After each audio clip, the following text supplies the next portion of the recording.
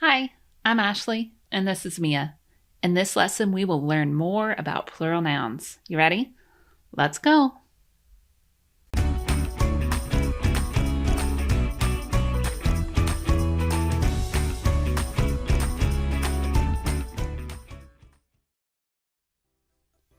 So you already know that a noun names a person, place, or thing like girl, house, or hat. Girl, house, and hat are singular nouns because there's only one girl, one house, and one hat. And you also know that plural nouns refer to more than one person, place, or thing. Many nouns become plural by just adding s, like girls, houses, or hats. When we only need to add an s to a noun to make it plural, we call it a regular plural noun.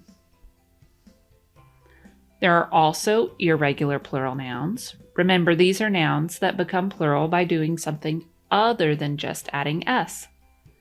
We learned that when words end with s, x, sh, and ch, we add es to make them plural.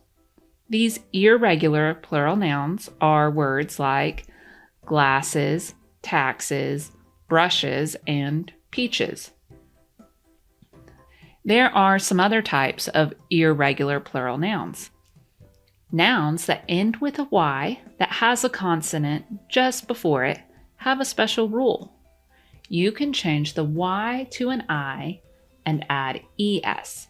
So, baby becomes babies, and lady becomes ladies, and the plural form of city is cities. Notice that in each word, we changed the y to an I and then added es. Let's practice what we just learned. The word family is a singular noun that ends with the letter Y. The letter just before the Y is an L, and L is a consonant. So, if we are talking about more than one family, we write families. We change the Y to an I and add es. What about the word daisy? Daisy ends with a Y, and the consonant S comes just before the Y. That means the plural form of daisy is daisies. Remember, change that Y to I and add es. There is a similar rule for nouns that end with F. For most nouns ending with the letter F, we change the F to a V and add es. This rule applies to singular nouns like elf, leaf, and wolf. To make them plural, we change the F to V and add es. So the plural form of elf is elves, the plural form of leaf is leaves, and the plural form of wolf is wolves. You see that? We change the F to V and add es. Let's practice what we just learned. The word loaf is a singular noun that ends with the letter F.